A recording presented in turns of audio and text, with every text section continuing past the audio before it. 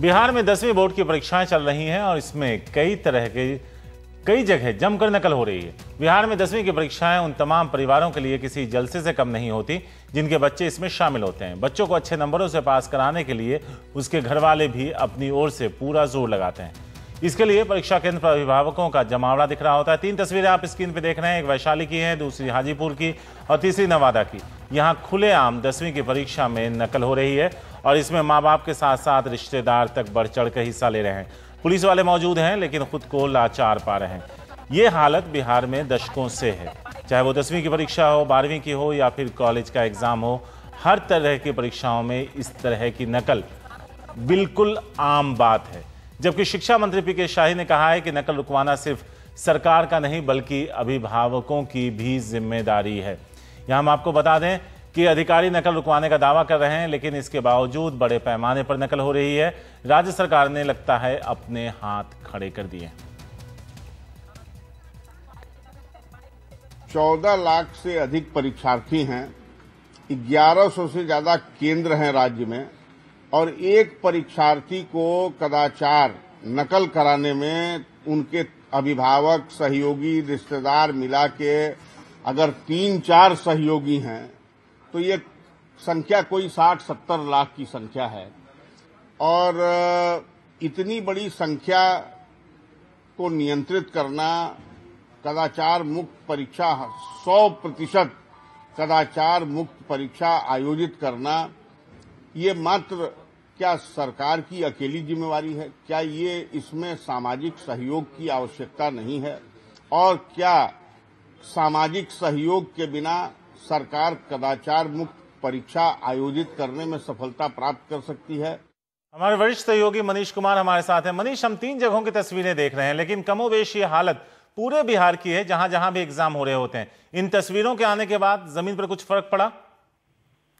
देखिए, निश्चित रूप से आज कुछ जिलों में जो है प्रशासन जो है थोड़ी सी आप कह सकते हैं हरकत में आई, लेकिन वो आप ये नहीं कह सकते हैं कि उस हरकत में आने के कारण कोई आज का एग्जाम जो है वो कदाचार मुक्त रहा।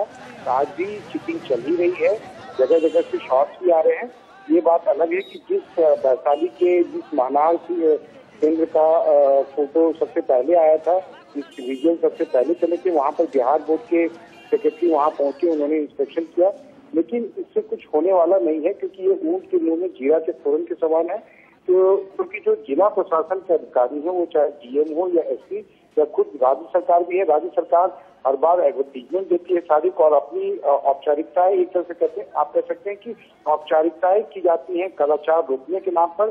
जो ग्राउंड लेवल पे जो स्टेप्स लेने चाहिए वो कहीं ना कहीं ये लोग अपने हाथ खड़े कर देते हैं। जैसा कि आपने देखा, मंत्री पीके शाही को भी सुना होगा। पीके शाही के अनुसार से लगता है यही है कि बिहार बोर्ड की एग्जाम देने वाला हर विद्यार्थी और उसके हर अभिभावक चीटिंग कराने के काम में ही लगे हैं। ऐसी बात नहीं है, लेकिन हाँ, जो कदाचार के केंद्र हैं, जो सेंटर हैं, एक तरह से वर्षों से जहाँ पर ये गोरख धंधा चल रहा है, वहाँ पर अंकुश लगाने के लिए जो कदम उठाने चाहिए वो शायद राज्य सरकार उठा पाने में विफल रही है। और इस बार आप कह सकते हैं कि टेलीविजन के कैमरे और अखबारों के कारण जो है वो पूरी तरीके से एक्सपोज हो गई है। लेकिन मनीष, अगर देखें, जब हम और आप कॉलेज और स्कूल में हुआ करते थे तब भी हालात यही थे और आज भी यही है।